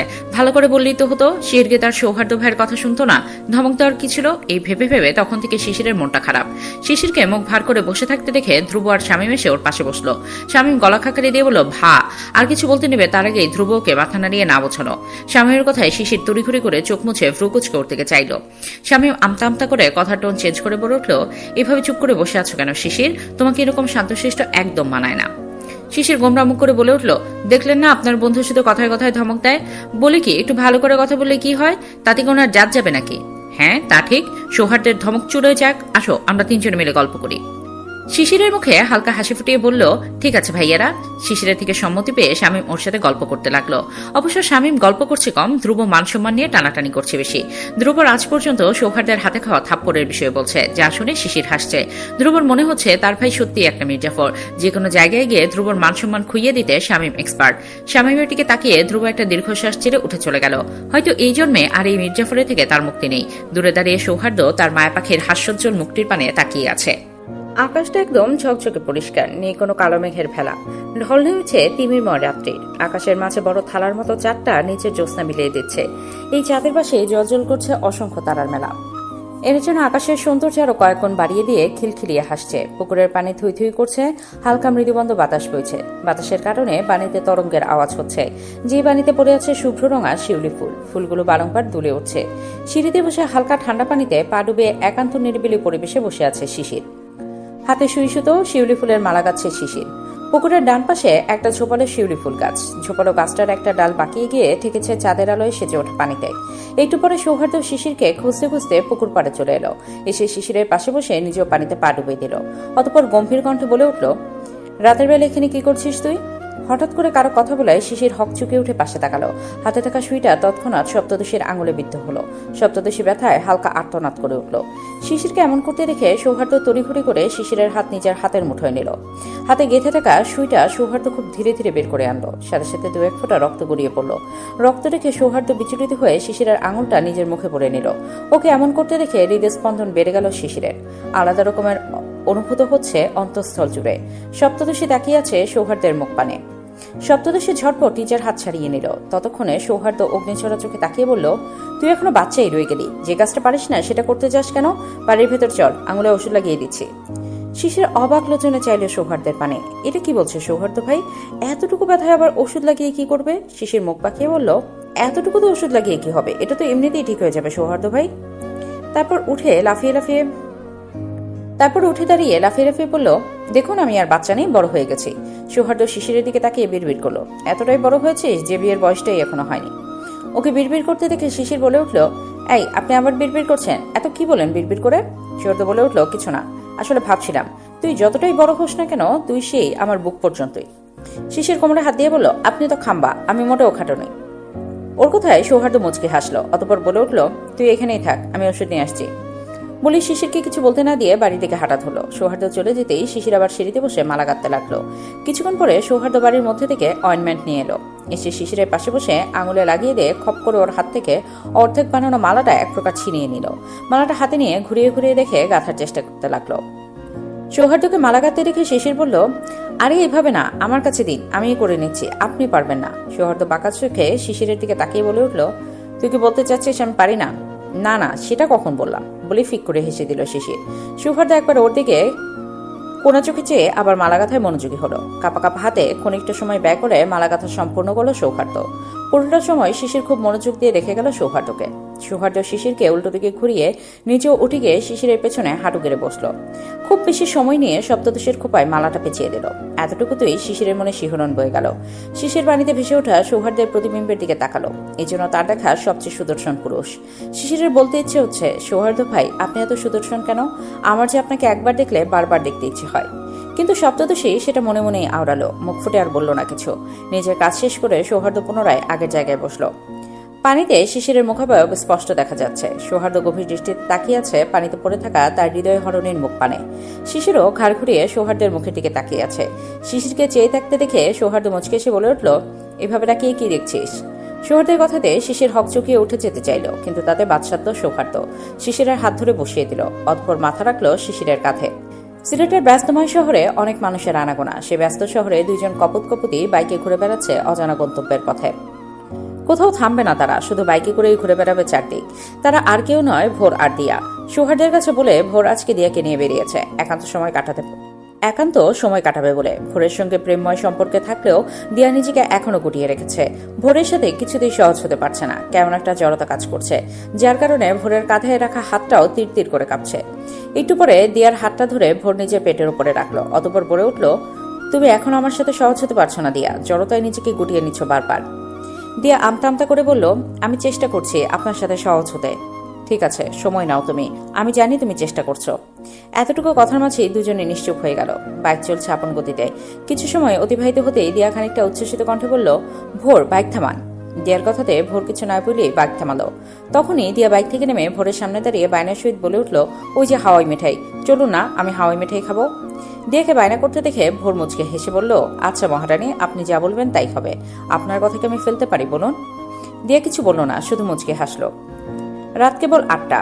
নিজেদের জন্য বরাদ্দকৃত রুমে বেঘরে ঘুমাচ্ছে শামীম। তখনই ধ্রুব দরজা দিয়ে ভেতরে প্রবেশ করলো। শামীমকে বেঘরে ঘুমাতে দেখে একটা শয়তানি হাসি দিল ধ্রুব। দৌড়ে ওয়াশরুমে গিয়ে এক মগ পানি নিয়ে এলো। অতঃপর ধীরে সুস্থে ঘুমিয়ে থাকা শামীমের মুখে ঢাললো। হঠাৎ ঘুমের মাঝে ধরফড়িয়ে উঠে বসলো। ধ্রুবকে সামনে মগ হাতে দাঁড়িয়ে থাকতে দেখে শামীম কটমট চোখে চেয়ে কিছুক্ষণ বিড়বিড়ালো। ধ্রুবকে বিড়বিড় করতে দেখে দাঁত কেলিয়ে হাসলো। শামীম শক্ত কণ্ঠে বলল, শালা, শান্তিতে একটু ঘুমাতেও দিলে না। তোর আমার সুখ সহ্য হয় না, তাই না? এত হিংসা করিস তুই আমাকে? আমি না হয় তোর থেকে একটু বেশি সুদর্শন, তাই বলে এমন করবি? শামীমের কথায় ধ্রুব মুখ চেপে হাসলো। তারপর ওর পাশে বসে ওর থুতনি ধরে মুখটা ঘুরিয়ে ফিরিয়ে দেখতে লাগলো। শেষ পর্যন্ত গাল দুটো টেনে ধরে আহ্লাদ করে বলল, ওরে আমার সুদর্শন পুরুষ রে, তুই শুধু আমার থেকেই না, বাংলাদেশের সব থেকে সুদর্শন পুরুষ, গুলুমুলু একটা। ধ্রুবর কথা শুনে শামীম ঠোঁট উল্টে চোখ ছোট ছোট করে ওর দিকে চাইল। তার ভাই এখন তাকে সৌহার্দ্য, ধ্রুব আর শামীম তিনজনে একই ভঙ্গিমায় বসে আছে। সামনে কাঠের একটা টেবিলের ওপরে নুডলস, চা, চানাচুর আর বিস্কুট রাখা। যেখান থেকে একটু পরপর বিস্কুট উঠিয়ে কুটকুট করে খাচ্ছে শান্ত, আর বারবার ওদের তিনজনের দিকে বাঁকা চোখে চেয়ে পর্যবেক্ষণ করছে। শান্ত তরুর ভাই, নাম শান্ত হলে কি হবে? ছেলেটা স্বভাবতই চঞ্চল, বিচ্ছু প্রকৃতির। পাশে ওর মা সুমনা বেগম দাঁড়িয়ে ছেলের কার্যকলাপ দেখছেন। শান্ত খেতে খেতে হঠাৎ শামীমের পাশে এসে দাঁড়ালো। শামীমকে খুঁটিয়ে খুঁটিয়ে দেখে বলল, এই তাহলে পাত্র?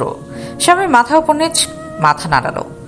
শান্ত শামীমের থুতনিতে হাত ঠেকিয়ে ফের বলল, বাহ, বেশ সুদর্শন তো তুমি, একদম আমার মতো। শোনো, তোমাকে আমার পছন্দ হয়েছে, তাই তুমি পাত্র হিসেবে সিলেক্টেড। তারপর শামীমের কানের কাছে গিয়ে ফিসফিস করে বলল, কিন্তু আপু যদি জানতে পারে যে আমি তোমাকে পাত্র হিসেবে সিলেক্ট করেছি, তাহলে আমার পিঠে তাল পড়বে তাল। তবুও আমি তোমার পক্ষেই থাকবো, কিন্তু এর জন্য আমার ঘুষ লাগবে। শামীম অবাক হয়ে শান্তর কানের কাছে ফিসফিস করে বলে উঠল, কি ঘুষ? শান্ত ফিসফিস করে লাজুক এসে বলল, আমাকে একটা গার্লফ্রেন্ড খুঁজে দেওয়া লাগবে। শান্তর কথাতে স্বামীর চোখ বড় বড় করে ওর দিকে তাকিয়ে মনে মনে বলল, আরে এই শালা তো দেখছি আমার থেকেও এক কাঠি উপরে। শামীম নিজের হাত শান্তর হাতে মিলিয়ে বলে উঠল, ওকে ডান। শান্ত শামীমের কথায় খুশি হয়ে গাল টেনে দিয়ে বলল, তাহলে ঠিক আছে, এখন থেকে তুমি আমার দুলে ভাই আর আমি তোমার শালা। বলেই শান্ত শামীমের থেকে দূরে সরে নিজের মায়ের কাছে গিয়ে দাঁড়ালো। সুমনা বেগম এ পর্যায়ে বলে উঠলেন, দেখো বাবা, আমি জানি তোমার মতো ভালো ছেলে আমি আমার মেয়ের জন্য পাবো না, কিন্তু তরু যতক্ষণ পর্যন্ত না আসছে ততক্ষণ আমি এই বিয়ের বিষয়ে কিছু বলতে পারবো না। সৌহার্দ্য গম্ভীর কণ্ঠে বলে উঠল, কোনো সমস্যা নেই আন্টি, আপনারা সময় নিয়ে ভেবেচিন্তে তারপর মতামত জানান। সুমনা বেগম কিছু বলবে তার আগেই শান্ত গড়গড়িয়ে বলল, আরে কিসের সময় নিবে, আমাদের ছেলে পছন্দ হয়েছে, আপু ফিরলে দেখবে আমি ওকে বিয়ের জন্য রাজি করিয়ে দিব। সুমনা বেগম ছেলেটিকে চোখ রাঙিয়ে বললেন, তুই ছোট মানুষ, তোর মতো থাক, বড়দের মাঝে কথা বলছিস কেন? মায়ের কাছে ধমক খেয়ে শান্ত চুপ হয়ে গেল, কিছু বলল না। সৌহার্দ্যরা চলে যেতেই তোর বাড়িতে ফিরল। ফ্রেশ হয়ে বিছানায় গা এলিয়ে দিতেই শান্তকে দেখা গেল রুমের বাইরে উকিঝুঁকি দিতে। শান্ত রুমের বাইরে দাঁড়িয়ে সুর টেনে বলল, আপু আমি কি রুমের ভেতরে আসতে পারি? তরু মাথা ঘুরিয়ে ভাইয়ের দিকে চাইল, অতপর হাত নাড়িয়ে ভেতরে আসতে বলল। শান্ত ভেতরে আসতেই তরু সন্দেহান কণ্ঠে বলল, কি ব্যাপার বলতো, তুই তো সবসময় আমার রুমে তড়িঘড়ি করে ঢুকে পড়িস, কখনো কখনো অনুমতি নিস না, তাহলে আজ কি হলো যে অনুমতি নিচ্ছিস? তরুর কথায় শান্ত মুচকি হেসে বলল, আমি আগের থেকে আরো বেশি ভদ্র ছেলে হয়ে গেছে আপু, তাই এখন থেকে অনুমতি নিয়েই তোমার রুমে ঢুকবো। ভাইয়ের কথায় তরু হালকা হেসে বলল, আচ্ছা। শান্ত চনমনে কণ্ঠে ফের বলে উঠল, আপু শোনো, আজকে কি হয়েছে জানিস? বল। আজকে তোকে ছেলেপক্ষ দেখতে এসেছিল, জানিস ছেলেটাকে না আমার বেশ পছন্দ হয়েছে। কি, মা কিছু বলেছে? সম্মত পাকা করে ফেলেছে নাকি? আর ছেলের নাম কি? আরে আরে আস্তে আস্তে, আমি তো ছোট মানুষ, এতগুলো প্রশ্ন একসাথে করলে কোনটা রেখে কোনটার উত্তর দিব? এত হেয়ালি না করে যা জিজ্ঞেস করেছি সেটা বল। শান্ত ভাবভঙ্গিতে বলল, শোন তাহলে, তোর প্রথম ও দ্বিতীয় প্রশ্নের উত্তর মা এখনো কিছু বলেনি। আর ছেলের নাম কি জানি মনে পড়ছে না, দাঁড়া দাঁড়া, পেটে একটু চাপ দিয়ে তারপর দেখি বের হয় কিনা। বলেই নিজের পেটে আস্তে একটা চাপড় মেরে বলল, হ্যাঁ মনে পড়েছে, ছেলের নাম শামীম এহসান মির্জা। ব্যাস, এতটুকু শুনতেই তরু চিল্লিয়ে নিজের মাকে ডাকলো। মেয়ের চিল্লানোতে সুমনা বেগম পাশের রুম থেকে বেরিয়ে এসেছেন। সুমনা বেগম মেয়েটিকে তাকিয়ে বললেন, কি শুরু করছিস তরু, এভাবে চিৎকার করছিস কেন শুধু শুধু? তরু রেগে বলল, মা তুমি কিছুতেই ওই ছেলের সাথে আমার বিয়ে পাকা করবে না। কেন? ছেলে তো ভালোই, শোনাম তোর ভার্সিটির প্রফেসর নাকি? তরু রেগে ফের বলল, আমি এখন কিছুতেই বিয়ে করতে পারবো না মা। সুমনা বেগম মেয়েটিকে তাকিয়ে কড়া গলায় বললেন, অথচ তো আমি কিছু জানি না তরু, তুই আজকে ছেলের সাথে দেখা করতে যাবেই ব্যাস। বলেই ওই রুম ত্যাগ করলেন তিনি। তরু মেজাজ হারিয়ে ধূপ করে বসে পড়ল বিছানায়। শান্ত রুম ছেড়ে যেতে যেতে হতাশ গলায় বলল, বিয়ে করে নাও আপু, এই তোমার জন্য আমি এখনো বিয়ে করতে পারছি না। এই তোর বয়স কত রে, বিয়ে করবি তাই না? আয় করাচ্ছি তোকে বিয়ে। বলেই তরু তেড়ে গেল শান্তর দিকে। ওকে তেড়ে আসতে দেখে শান্ত ছুটে পালানো তৎক্ষণাৎ। হেমন্তের একটি চমৎকার গোধূলি বিকেল। লাল আভায় আচ্ছন্ন গগনের মাঝে দেখা মিলেছে অসংখ্য পাখিদের ঝাঁক। সাদা মেঘমালারা হালকা ধূসর বর্ণের মিশ্রণে মিশ্রিত হয়ে নিজেদের ঠাঁই খুঁজে নিয়েছে পশ্চিম দিগন্তের ঈশান কোণে। সূর্যমামা বিদায় নিচ্ছে ধরণী ছেড়ে। ওই তো সে মেঘের আড়ালে ধীরে ধীরে লুকিয়ে নিচ্ছে নিজেকে। মনে হচ্ছে হৃদয়ের ক্যানভাসে আঁকা এটি আকর্ষণীয় দৃশ্য যেন। সিঁড়ি টেঙিয়ে উঠে ছাদে পা রাখতেই দেখা মিলবে ভিলেজ পার্ক রেস্টুরেন্টের আশেপাশে কাঠগোলাপের সমাহার, যা যে কোনো মানুষের চোখ ধাঁধিয়ে দিবে। সেখানে একটা টেবিলে এখন বসে আছে তরু আর শামীম গালে হাত দিয়ে তার সুন্দরীর দিকে তাকিয়ে আছে, আর তরু ওর সামনে বসেই রাগে কটমট করছে। নীরবতা ভেঙে শামীম খোশমা চেঁচে বলল, তো মিস সুন্দরী এখনো কিছু বলছেন না যে? এখানে এসেছি 1.5 ঘন্টা হতে চলল, এভাবে তাকিয়ে কি দেখছেন? আমি জানি আমি সুদর্শন, তাই বলে এভাবে তাকিয়ে থাকবেন? ওর কথাতে তরু চেতে উঠে বলে, ফাজলামো বন্ধ করুন। তরুর কথায় শামীম ঠোঁটের উপরে আঙুল রেখে ধরল যে সে আর ফাজলামো করবে না। তরুর আগে কটমট করতে করতেই ফের বলে উঠল, আপনাকে তো আমি আগে আমার পিছু ছেড়ে দিতে বলেছিলাম, তাহলে শুধু শুধু আমার বাসায় কেন বিয়ের প্রস্তাব পাঠাতে গেলেন? শামীমের সোজাসাপটা উত্তর, কারণ আমি তোমাকে ভালোবাসি, বিয়ে করলে তোমাকেই করব, তাই বিয়ের প্রস্তাব পাঠিয়েছি। প্রেম করে সময় নষ্ট করার বয়স নেই আমার। শামীমের এই কথায় তরু হাসফাস করল খানিক। সত্যি তো, শামীম তো তাকে আগেই বলেছে যে ও তরুকে ভালোবাসে, আর এমন তো না যে তরু ওকে পছন্দ করে না, করে। কিন্তু নিজের অনিশ্চিত জীবনের সাথে যে কখনোই শামীমকে জড়াতে চায় না তরু। এবেলায় তরু স্বাভাবিক গলায় বলে, কেন আমার অনিশ্চিত জীবনের সাথে নিজেকে জড়াতে চাইছেন? আমার উপরে আমার মা ভাইয়ের দায়িত্ব আছে, আমি এসব বিয়ে টিয়ে নিয়ে এখনই ভাবছি না। শামীম বুঝল তরুর অভিব্যক্তি, ধীরস্থির কণ্ঠে বলল, আমি তো একবারও বলিনি যে তুমি তোমার মা আর ভাইয়ের দায়িত্ব ছেড়ে আমাকে বিয়ে করো। বিয়ের পরেও তুমি নিজের দায়িত্ব পালন করতে পারবে, সেই স্বাধীনতা দেব আমি তোমাকে। তাহলে আমাকে বিয়ে করতে প্রবলেম কোথায়? তরু কিছু বলল না, চুপ থাকলো। তার আর কিছু বলার নেই। তরু কিছু বলছে না দেখে শামীমও চুপ রইল দীর্ঘক্ষণ। কিছুক্ষণ পরে তরু উঠে যেতে চাইলে শামীম গম্ভীর গলায় বলে, তাহলে কি বিয়ে ফাইনাল এটাই ধরে নেব? তরু শামীমের দিকে তাকিয়ে বলল, জানি না, বলে রেস্টুরেন্ট থেকে বেরিয়ে যেতে ধরল। তরুর কথায় শামীমের ঠোঁট জুড়ে মুচকি হাসি ফুটল। ও নিজের উত্তর পেয়ে গেছে, শামীমকে আর পাইকে। শামীম ফের তরুর যাওয়ার পথে চেয়ে বেশ জড়িয়ে বলে উঠল, মিস তরিতা আঞ্জিম সারা, এখন থেকে আমি আপনাকে সারা বলেই ডাকবো। তরুর থেকে সারা নামটাই আমার কাছে বেশি ভালো লাগে। আপনার তাতে কোনো আপত্তি নেই তো? তরু যেতে নিয়ে পিছু ফিরে চাইল শামীমের পানে। শামীমের ঠোঁটে বিশ্বজয়ের হাসি। তরু ধীর গলায় বলে, না নেই, আপনার ইচ্ছে, ডাকতে পারেন। সন্ধ্যার আজান পড়েছে, প্রায় 15-20 মিনিট হবে হয়তো। নামাজ শেষ করে শিশির ছাদে আসলো মাত্র। অন্য সময় হলে হয়তো ছাদে আসতে ভয় হতো, কিন্তু কেন জানি এখন একদম ভয় লাগছে না। ঝিরিঝিরি বাতাস শরীর ছুঁয়ে দিচ্ছে, ছাদের ফুলগুলো দুলছে হাওয়ায়, সেই সঙ্গে ফুলের মাতাল করা ঘ্রাণ তনুর মন জুড়িয়ে দিচ্ছে। অনামিকা ফুল গাছের লতাপাতাগুলো মেঝেতে এসে ঠেকেছে। তিমিরময় আকাশে শুধু একটি মাত্র তারা চলচল করছে। ওই তো সন্ধ্যা তারা। শিশির বেঞ্চিতে দুপা ভাঁজ করে হাঁটু চুরিয়ে বসে, হাঁটুতে মাথা এলিয়ে দূর আকাশ পানি চেয়ে গান শোনার তালে তালে গুনগুনিয়ে গান গাইছে। শিশিরের খুবই পছন্দের এই গান। সৌহার্দ্য এখানে এসে দাঁড়িয়েছে বেশ খানিকক্ষণ। খুব মনোযোগ দিয়ে শুনল শিশিরের গুনগুনানো। এসে বসলো শিশিরের পানে। শিশির তখনও খেয়াল করেনি সৌহার্দ্যকে। ও এখনো আকাশের পানে চেয়ে। নীরবতা ভেঙে সৌহার্দ্য শুধালো, শুনলাম রেজাল্ট নিয়ে নাকি তুই খুশি না? শিশির হক চুকিয়ে উঠে ঠিক হয়ে বসে পা ঝুলিয়ে দিল। চোখ মুখ অন্ধকার করে বলল, না সরি সৌহার্দ্য ভাই। সৌহার্দ্যের হৃদয়ের মাঝে কিঞ্চিত ফাঁক। প্রশ্নবিদ্ধ চাহনিতে শিশিরের দিকে তাকিয়ে শুধায়, কেন সরি কেন? শিশির গাল ফুলিয়ে বলল, আপনি বলেছিলেন না রেজাল্ট ভালো হলে যা চাইবো তাই দিবেন, তাহলে এখন তো কিছুই চাইতে পারবো না আপনার কাছে। আর সরি এই জন্য যে আমার রেজাল্টের জন্য সবাই এখন আপনার দিকে আঙুল তুলবে। সৌহার্দ্য অন্যদিকে মুখ ঘুরিয়ে খানিক হাসলো। তার মায়া পাখি সে আগের মতোই রয়ে গেল। সৌহার্দ্য স্বাভাবিক হয়ে শিশিরের দিকে চেয়ে বলে, এখন তুই যা চাইবি তাই দিব। সৌহার্দ্যের কথাতে শিশিরের মুখটা চিকচিক করে উঠল। সৌহার্দ্যের দিকে ঘুরে বসে শুধালো, সত্যি বলছেন? হ্যাঁ সত্যি। তবে তোকে প্রমিস করতে হবে যে পরের বার এর থেকেও ভালো রেজাল্ট করবি। এ পর্যায়ে শিশির সৌহার্দ্যের হাতটা টেনে আনলো। অতঃপর নিজের হাতটা ওর হাতের উপরে রেখে হাস্যোজ্জ্বল কণ্ঠে বলল, প্রমিস। সৌহার্দ্য অল্প ঝুঁকল শিশিরের দিকে। ও ঝুঁকতেই শিশির দ্রুততার সাথে নিজের হাত সরিয়ে নিল। ওর তো মনেই ছিল না যে ও সৌহার্দ্য ভাইয়ের হাত ধরে আছে। জড়তায় মিইয়ে গেল শিশির। মনে মনে ভাবল, ইস সৌহার্দ্য ভাই কি ভাবছেন এখন? ওনার হাতটা এইভাবে ধরা উচিত হয়নি। লাজুক লতার ন্যায় মিইয়ে যাওয়া শিশিরের দিকে চেয়ে সৌহার্দ্য ধীর গলায় শুধালো, কি চাইবে আমার কাছে? শিশির এদিক সেদিক তাকিয়ে দৃষ্টি মেলালো সৌহার্দ্যের দৃষ্টিতে। সৌহার্দ্যের দিকে তাকিয়ে চোখ পিটপিট করলো সেকেন্ডেরও বেশি সময়। তারপর দৃষ্টি ঘুরিয়ে অন্যদিকে চেয়ে ভাবুক গলায় বলল, পরে বলবো। কি চাইবো সেটা ঠিক করিনি এখনো। সৌহার্দ্য নিচের ঠোঁট কামড়ে ধরে গম্ভীর কণ্ঠে বলল, আচ্ছা বুঝলাম। নতুন ঋতুর আনাগোনায় প্রকৃতি সেজে উঠেছে মন মাতানো রূপে। নীল আসমানের বুকে শুভ্র মেঘমালারা ঘুরে বেড়াচ্ছে অবলীলায়। সেই মেঘের ফাঁক ফোকর দিয়ে সূর্যিমা মৌকি দিচ্ছে। জানালায় টানানো ধবধবে সাদা পর্দাগুলো ধেয়ে আসা মৃদুবন্ধ বাতাসের তালে দুলছে। তন্দ্রা ঘরে আচ্ছন্ন হয়ে থাকা সৌহার্দ্যের মুখশ্রী জুড়ে মিষ্টি রোদের বিচরণ। রোদের মিষ্টি হাতছানিতে সৌহার্দ্যের হৃদয়ের মাঝে ভাঁজ পড়ল। এমন সময় ফোনটা কর্কশ কণ্ঠে বেজে উঠল। চোখ বন্ধ করে মুখ দিয়ে সূচক শব্দ করল সৌহার্দ্য। বালিশের পাশ থেকে হাতের ফোনটা নিয়ে বন্ধ করে রাখল। পুরোটা সময় শিশির তাকিয়ে রইল সৌহার্দ্যের মুখপানে। এই যে মিষ্টি রোদ ও সৌহার্দ্য ভাইয়ের মুখ জুড়ে বিচরণ করছে, এতে কতটা স্নিগ্ধ লাগছে তাকে, সে কি সেটা জানে? শিশিরের যে এখন বড্ড ইচ্ছে যাচ্ছে ছুটে গিয়ে সৌহার্দ্যের গাল ছুঁয়ে দিতে। নিজের ইচ্ছেকে প্রাধান্য দিতে শিশির ধীর পায়ে হেঁটে গিয়ে বিছানার একপাশে বসল। পায়ে নুপুর পরে না থাকার কারণে বোঝা গেল না নিস্তব্ধ রুমময় অন্য কারো বিচরণ। তাই সৌহার্দ্য বুঝতে পারল না শিশিরের উপস্থিতি। কফের কাপটা রাখলো বিছানার পাশে টি টেবিলে। শিশির যেই না হাত বাড়িয়ে সৌহার্দ্যর গাল ছুঁতে নেবে, তখনই সৌহার্দ্য খানিক নড়ে চড়ে উঠল। শিশির তড়িঘড়ি করে হাত সরিয়ে নিয়ে উঠে ঠায় দাঁড়িয়ে সৌহার্দ্যকে ডাকতে লাগলো, সৌহার্দ্য ভাই।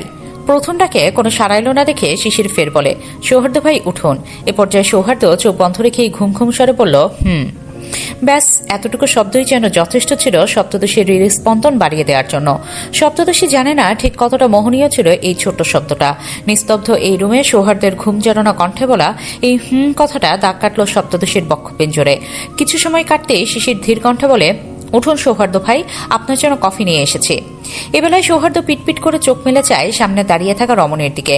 অতঃপর ঘুম জড়ানো কণ্ঠেই বলে ওঠে, তুই এখন এখানে কি করছিস? শিশির অবলীলায় বলে, আপনি তো কখনো এত দেরি করে ঘুম থেকে ওঠেন না, তাই বড় মা আপনাকে ডাকতে পাঠিয়েছে। সৌহার্দ্য বিছানার হেডবোর্ড ঘেঁষে বসে আস্তে করে বলে, ওহ কাল রাতে মাথা ব্যথায় ঘুমাতে পারেনি, তাই উঠতে দেরি হয়েছে। মাথা ব্যথার কথা শুনে শিশির ব্যস্ত হয়। তড়িঘড়ি করে বলল, সে কি এখনই কি মাথা ব্যথা করছে সৌহার্দ্য ভাই?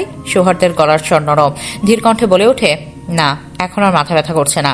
বলেই বিছানা ছেড়ে উঠে দাঁড়ায়। বিছানার বালিশ দুটো গুছিয়ে রাখার জন্য হাত বাড়াতেই শিশির বলে ওঠে, আমি গুছিয়ে রাখছি সৌহার্দ্য ভাই, আপনি গিয়ে ফ্রেশ হয়ে আসুন চান।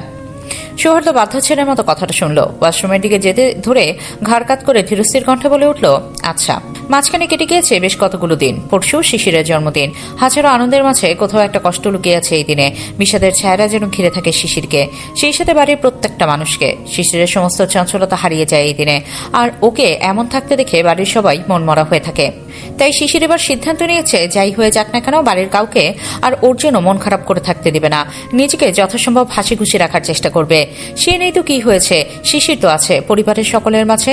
তার শূন্যতা সম্পূর্ণ কাটাতে না পারলেও কিছুটা তো কমাতে পারবে শিশির। প্রায় 15-20 মিনিট হবে শিশির সৌহার্দ্যের পিছু পিছু ঘুরছে। সৌহার্দ্য বেশ ভালোই বুঝতে পারছে শিশিরের এমন করার কারণ। শিশিরকে নিজের পিছু পিছু ঘুরঘুর করতে দেখে সৌহার্দ্য মুচকি মুচকি হাসছে। করিডোরে হাঁটতে হাঁটতেই সৌহার্দ্য হঠাৎ দাঁড়িয়ে পড়ে। শিশির তড়িঘড়ি করে আসতে নিয়ে ধাক্কা খায় সৌহার্দ্যের পিঠের সাথে। ব্যথাতুর কণ্ঠে শোধায়, আহ সৌহার্দ্য ভাই, হাঁটতে হাঁটতে হঠাৎ দাঁড়িয়ে পড়লেন কেন? সৌহার্দ্য পেছন ঘুরে ভ্রু উঁচিয়ে বলে, তখন থেকে পেছন পেছন ঘুরছিস কেন, কি লাগবে বল? শিশির আমতা আমতা করলো খানিকক্ষণ, চোখ পিটপিট করে বলে, তেমন কিছু না, আপনাকে শুধু মনে করাতে আসলাম। সৌহার্দ্য দুহাত বুকে গুজে বলে উঠে, কি মনে করাবি আমায়? শিশির তড়িঘড়ি করে বলে, পরশুদিনের কথা কি ভুলে গেলেন সৌহার্দ্য ভাই? সৌহার্দ্য ঘাড় চুলকে বলে ওঠে, ও হ্যাঁ, পরশু তো আমার একটা ইম্পর্টেন্ট কাজ আছে, কিন্তু সেটা তুই জানলি কিভাবে? শিশিরের এখন ইচ্ছে করছে সৌহার্দ্যের মাথার ওই রেশমের মতো চুলগুলো টেনে ছিঁড়ে ফেলতে, কিন্তু সেটা তো শিশির পারবে না। তাহলে দেখা যাবে সৌহার্দ্যের মাথার চুল ছিঁড়তে গিয়ে নিজের চুলি হারিয়ে ফেলবে। শিশির কোমরে হাত দিয়ে সৌহার্দ্যটিকে ভ্রুকুচকে চেয়ে বলে, সত্যি করে বলুন তো, আপনার কি সত্যি সত্যি মনে নেই যে পরশু কি? সৌহার্দ্য ভাবলেশীনভাবে বলল, না মনে নেই, তুই মনে করিয়ে দে। শিশির তৎক্ষণাৎ মুখ বাঁকালো, অভিমানী কণ্ঠে বলল, পারবো না, নিজে মনে করে নিয়ে, বলেই উল্টো দিকে হাঁটা ধরল। শিশির চলে যেতেই সৌহার্দ্য অল্প শব্দ করে হেসে উঠল। শিশির সিঁড়ির গোড়ায় বসে গালে দুহাত ঠেকিয়ে মুখ ফুলিয়ে বিড়বিড় করছে। এমন সময় কুয়াশা ফোন দেখতে দেখতে সিঁড়ি দিয়ে নিচে নামছিল। শিশিরকে বিড়বিড় করতে দেখে কুয়াশা এসে ওর পাশে বসলো। শিশির খেয়াল করলো না কুয়াশাকে, ও তো এখনো বিড়বিড় করতে ব্যস্ত। কুয়াশা দীর্ঘক্ষণ লক্ষ্য করলো শিশিরকে, কিছুটা জোরেই বলে উঠল, এই, এখানে বসে বসে কি বিড়বিড় করছিস তুই? পাগল হয়ে গেলে নাকি? হঠাৎ কুয়াশার কণ্ঠ কর্ণকুহরে পৌঁছাতে শিশির হক চুকিয়ে ওঠে, বুকে হাত দিয়ে বলে ওঠে, এটা কি? একটু আস্তে জিজ্ঞেস করা যেত না? আরেকটু হলে তো আমার হার্ট অ্যাটাক হয়ে যেত। কুয়াশা মশা তাড়ানোর মতো ভঙ্গিমায় বলল, এই ছাড় তো, তুই হার্ট অ্যাটাক করলে আমার কি? কুয়াশার কথায় শিশির ওর দিকে বাঁকা চোখে তাকালো। ওকে এমন তাকাতে দেখে কুয়াশা দাঁত কেলিয়ে বলে ওঠে, মজা করছিলাম হে। এতটুকু বলতে শিশির চোখ ঘুরে অন্যদিকে তাকালো। কুয়াশা ফের বলে উঠল, কি এত বিড়বিড় করছিলি তুই? শিশির জিদ্দি গলায় বলল, বলবো না। কুয়াশা কিছু বলতে নেবে তার আগে চোখ গেল সদর দরজার দিকে। সদর দরজা দিয়ে সিমি আর রাদিফ বাড়ির ভেতর প্রবেশ করছে। ওদের দেখে কুয়াশা কোনোই তারা শিশিরকে খোঁচাতে লাগলো। শিশির বিরক্ত হয়ে ওর দিকে তাকিয়ে বলল, কি হয়েছে, এভাবে খোঁচাচ্ছিস কেন? কুয়াশা চোখের ইশারায় শিশিরকে সামনে চাইতে বলল। সামনে তাকাতেই সিমিকে দেখে শিশিরের গা পিত্তে জ্বলে গেল যেন। বিড়বিড় করে বলল, এখন থেকে তো সৌহার্দ্য ভাইকে আর খুঁজেই পাওয়া যাবে না, ওনার সিমি পেট নিচে এসে গেছে, যত্ত সব। বলি উঠে দাঁড়িয়ে গটগট পায়ে নিজের রুমে চলে গেল। ও চলে যেতে কুয়াশা ফিক করে হেসে দিল। শিশিরের প্রত্যেকটা কথা ও খুব মনোযোগ দিয়ে শুনেছে। শামীম শীষ বাজাচ্ছে আর আপন মনে গান গাইছে। রুম থেকে বেরিয়ে এসে দাঁড়ালো ধ্রুব রুমের সামনে। ধ্রুব রুমময় পাইচারি করছে। এমন সময় শামীমকে রুমের ভেতরে উকিঝুঁকি মারতে দেখে বলল, মারতে দেখতে পেল। ধ্রুব ওর দিকে চাইতেই শামীম দাঁত বের করে হাসলো খানি। ধ্রুব দেখেও না দেখার ভান করে মুখ ঘুরিয়ে নিল। শামীম বাইরে রুমের দরজা ধরে দাঁড়িয়ে, রুমের ভেতরে এক পা ফেলতে নিয়েও ফেলল না। এক পা হাওয়ায় ভাসিয়ে নড়বড়ে ভঙ্গিতে ধ্রুবকে শুধালো, কেমন আছেন বড় ভাই, আমি কি ভেতরে আসতে পারি? ধ্রুব তৎক্ষণাৎ বলে ওঠে, না আসবি না। শামীম শুনল কই, দাঁত বের করে বড় বড় পায়ে রুমের ভেতরে প্রবেশ করলো। ধ্রুব আর চোখে চেয়ে বলল, জানতাম তুই শুনবি না, তাহলে জিজ্ঞেস করলি কেন? শামীম বিছানায় পা তুলে আইসি ভঙ্গিতে বসে বলে, বড় ভাইয়ের কাছে অনুমতি নিব, এটাই তো স্বাভাবিক। বড় ভাই যে অনুমতি দিল না সেটার কি হবে? শামীম মশা তাড়ানোর মতো করে বলে, ধুর, অনুমতি নেওয়াটা গুরুত্বপূর্ণ, অনুমতি দিলি কি দিলি না সেটা জরুরি না ভাই, অনুমতি দিলি কি দিলি না সেটা জরুরি না ভাই। ওর কথাতে ধ্রুব শামীমের দিকে তাকিয়ে রইল কিছুক্ষণ, অতঃপর নিজের কাছে ব্যস্ত হলো। পায়চারি করলো রুমের এদিক সেদিক। ধ্রুব চোখ তুলে সামনে চাইতেই শামীমকে মিটিমিটি করে হাসতে দেখলো। শামীমকে হাসতে দেখে তেলেবেগুনো জ্বলে উঠল ধ্রুব। নিজের হাতে থাকা ফোনটা ছুড়ে মারলো শামীমের গায়ে। শামীম সঙ্গে সঙ্গে সরে গিয়ে পেটে হাত দিয়ে হাসতে লাগলো। ধ্রুবর আগে কটমট করে বলল, হাসবি না একদম। ব্যাস এটুকু বলতেই শামীম আরো জোরে উচ্চ শব্দে হেসে দিল।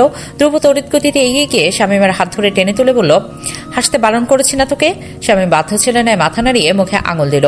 ধ্রুব শামীমকে ছেড়ে বিছানায় বসে হতাশ গলায় বলে ওঠে, তোর বিয়েটাও পাকা হয়ে গেল, অথচ আমার কিছুই হলো না। সৌহার্দ্য এখনো আমার কোনো হিল্লি করে দিল না। শামীম ধ্রুবর পাশে বসে ওর পেটে হাত বোলাতে লাগলো। ভাইকে বুকে জড়িয়ে ধরে নিয়ে বলল, থাক ভাই, মন খারাপ করিস না, কেউ থাকুক বা না থাকুক আমি তো আছি তোর পাশে। ধ্রুব ছিটকে দূরে সরে গিয়ে বলল, তাহলে বল, আমার আগে বিয়ে করবি না? শামীম কিছু বলল না। ওকে কিছু বলতে না দেখে ধ্রুব ফের শুধায়, কি হলো বল? শামীম পড়েছে এখন মাইক কাছে পায়। সে তো শুধু ভাইকে এমনি এমনি সান্ত্বনা দিচ্ছিল। কে জানতো যে তার ভাই এভাবে বেঁকে বসবে? শামীম ঝটপট বলে, আচ্ছা তাহলে দুজনে একই দিনে বিয়ে করবো চা। শামীমের কথায় ধ্রুবকে জড়িয়ে ধরে বলল, থ্যাংক ইউ ভাই। শামীম ঘাট চুলকে তৎক্ষণাৎ বলে উঠল, শুধু থ্যাংক ইউ বলে কাজ হবে না ভাই, এর জন্য তো তোর ক্রেডিট কার্ডটা লাগবে। ধ্রুব চোখ বড় বড় করে তাকালো শামীমের পানে। শামীমের কথায় ধ্রুব চোখ বাইরে বেরিয়ে আসার উপক্রম। শামীমের পিঠে ধুম করে একটা কিল বসিয়ে দিয়ে ধ্রুব বলে ওঠে, তুই কখনো শুধরাবি না তাই না? এবার ধ্রুব মেরেছে তো শামীম কি করে চুপ করে থাকে? সে তৎক্ষণাৎ ধ্রুবর পিঠে তবলা বাজানোর ন্যায় ধাম করে কিল মেরে বাইরের দিকে ছুটে যেতে যেতে বলল, কখনোই না, এই শামীম কখনোই বদলাবে না। সবাই খেতে বসেছে মাত্র। দেয়াল ঘড়িটা টিকটিক শব্দ তুলছে। সময় বাড়ছে ধীরে ধীরে। ঘড়ির কাঁটা এখন 10:15। শিশির সিঁড়ির গোড়ায় আসতেই রাদিফকে দেখা গেল এদিক পানে আসতে। ওকে দেখে শিশির চলে যেতে চাইল, কিন্তু রাদিফ খুব দ্রুততার সাথে শিশিরের সামনে এসে দাঁড়িয়ে বলে, কেমন আছো শিশির? শিশির ভদ্রতার সহিত হেসে বলল, আলহামদুলিল্লাহ ভালো। আপনি কেমন আছেন ভাইয়া? ভালো।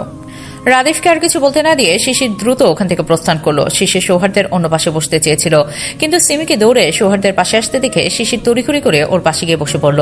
শিশিরকে কিছু বলতে না পেরে সিমির আগে গজগজ করছে। সৌহার্দ শিশিরকে নিজের পাশে বসতে দেখে নিচের দিকে তাকিয়ে বাঁকা হাসলো। আমজাদ খান খেয়াল করলেন ছেলের বাঁকা হাসি। দেশে ফেরার পর থেকে তিনি ছেলেকে সবসময় নজরে নজরে রাখছেন। সৌহার্দ চোখ তুলে তাকাতেই তিনি তৎক্ষণাৎ ছেলের দিকে তাকিয়ে ভ্রু নাচিয়ে বোঝালেন যে কি হয়েছে। সৌহার্দ মাথা নাড়িয়ে না বোঝালো। Follow me.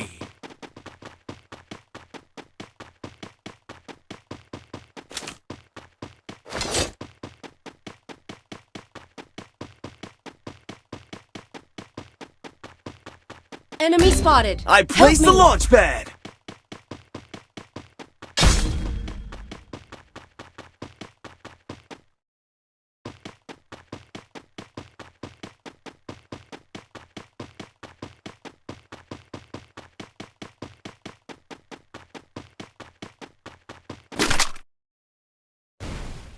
Need money for items.